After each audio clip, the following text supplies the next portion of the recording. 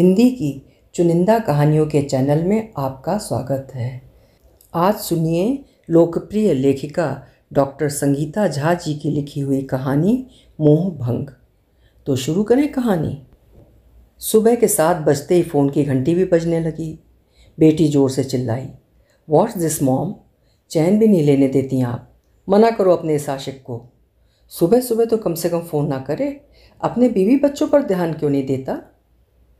कृष्णा ने भी अंगड़ाई लेते हुए जवाब दिया, छोटी हो, ज़्यादा बात करने की ज़रूरत नहीं है। फ़ोन उठा, साइलेंट मोड में डाल करवट बदल कर लेट गई। मालूम था फ़ोन बार बार बजने वाला है। उसे भी फ़ोन करने वाले से बात करने में बड़ा मज़ा आता है, लेकिन बेटी आहना की वजह से डर कर चुपचाप लेट गई।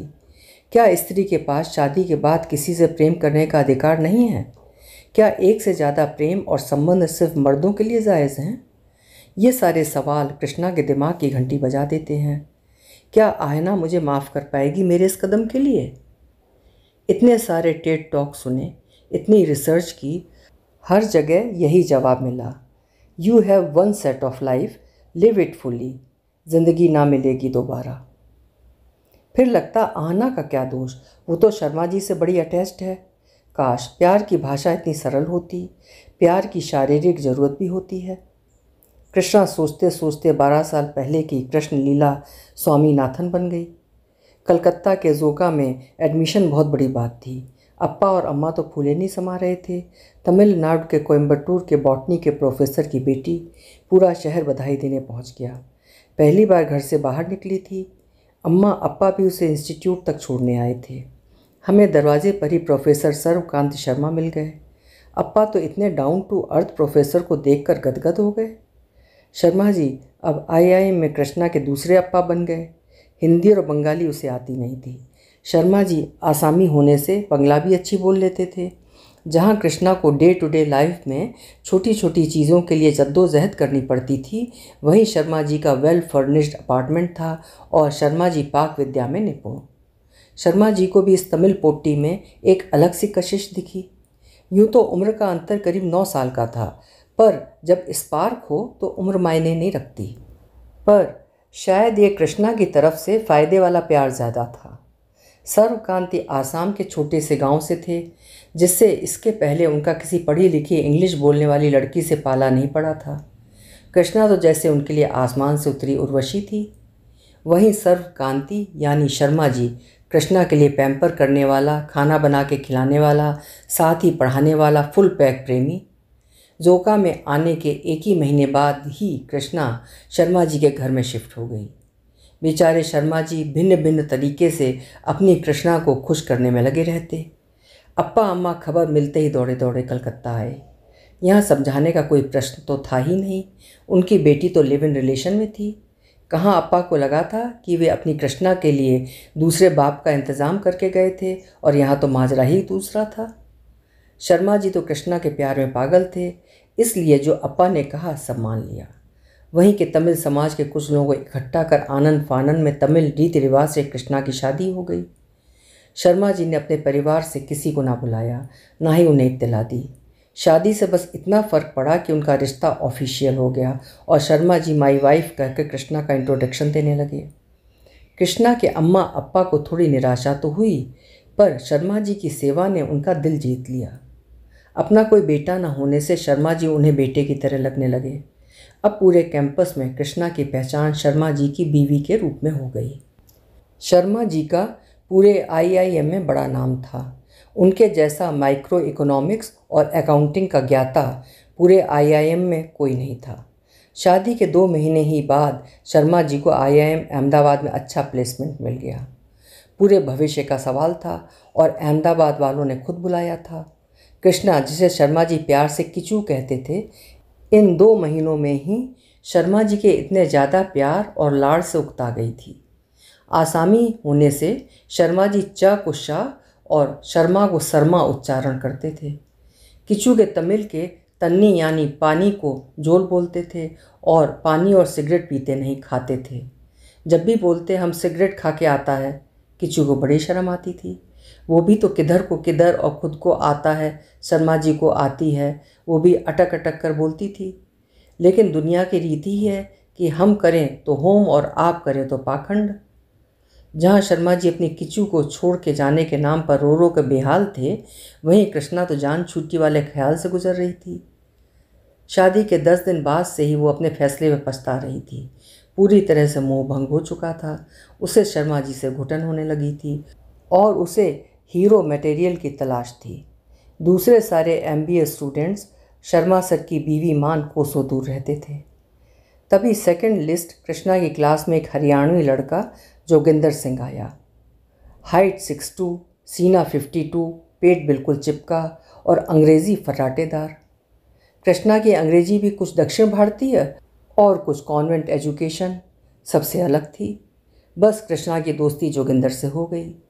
थोड़े दिनों में वो जोगिंदर से जोगी और वो शर्मा जी की किचू से जोगी की किसू बन गई। उधर शर्मा जी अहमदाबाद में अपनी काबिलियत के झंडे गाड़ रहे थे और इधर उनकी किचू अपने जोगी के साथ प्यार के कशीदे। जोका में सारे टीचर स्टूडेंट शर्मा जी को अच्छे से जानते थे। एक दो लोगों ने कृष्णा को अपने चैम्बर में बुलाकर समझाने की कोशिश भी की। कृष्णा का तो अपने शर्मा जी से पूरी तरह मोहभंग हो चुका था, लेकिन शर्मा जी अपनी किचू के पीछे पूरी तरह से पागल थे। किचू ने उन्हें मल्होत्रा और मिश्रा सर की इस तरह शिकायत की कि Sharma ji, now I am alone, you are also not there, there is a new class fellow of mine Joginder who helps me in getting groceries and studies too. Your friends Malhotra and Mishra are making big story out of it. They had the guts to call me and warned me. Big gossip maker. इतना बोल वो झूठ मूठ कर रोने लगी। प्यार में अंधे बेचारे शर्मा जी ने अपने दोस्तों को फटकार लगाई और उन्हें अपनी प्यारी किचू की ज़िंदगी से दूर रहने को कहा।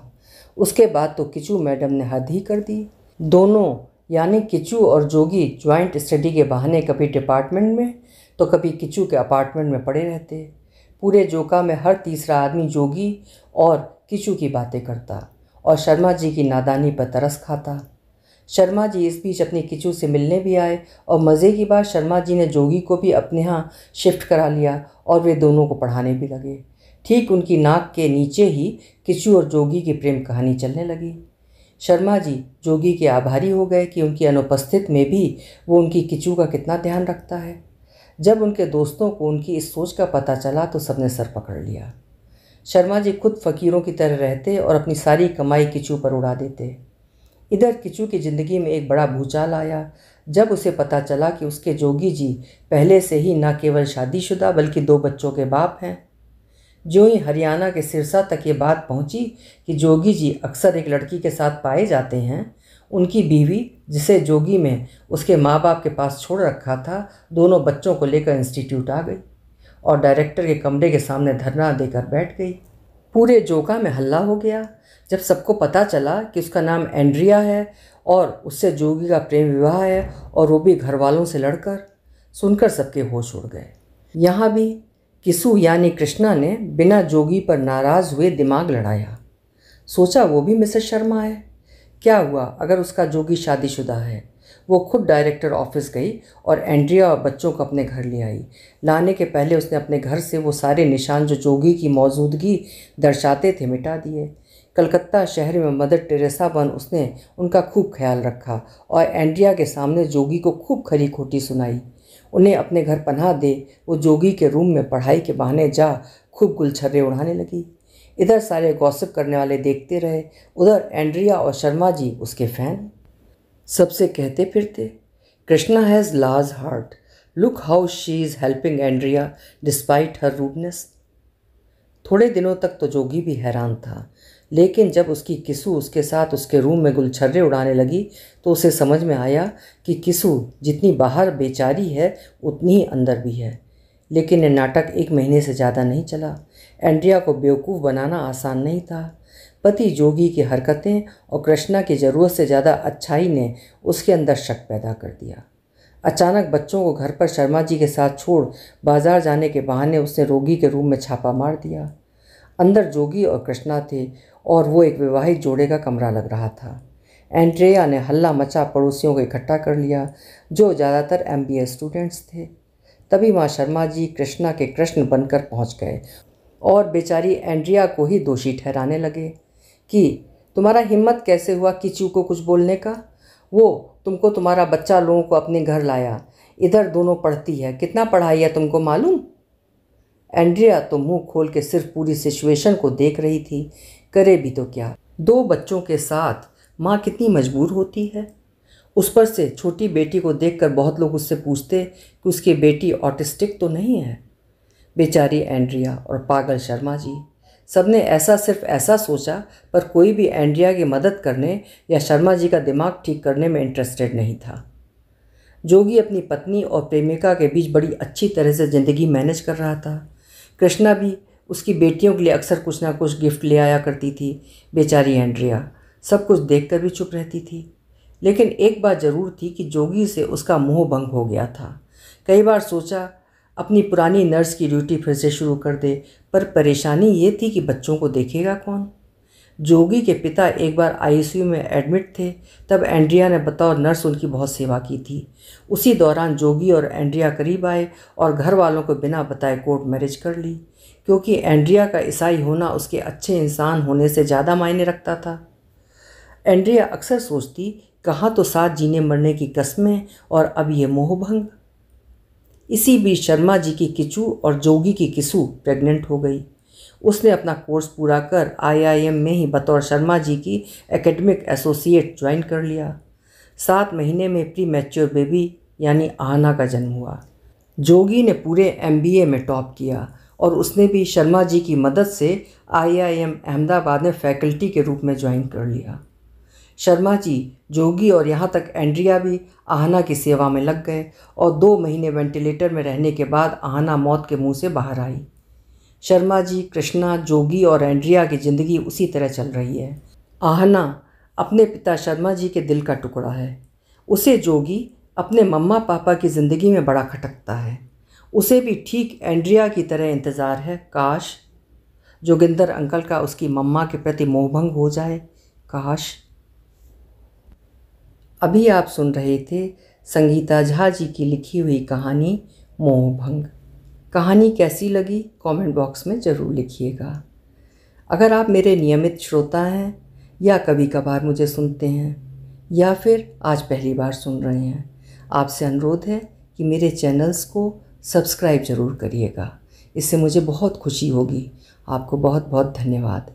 फिर मिलेंगे इसी तरह किसी उम्दा कहानी के साथ। आपका समय शुभ हो।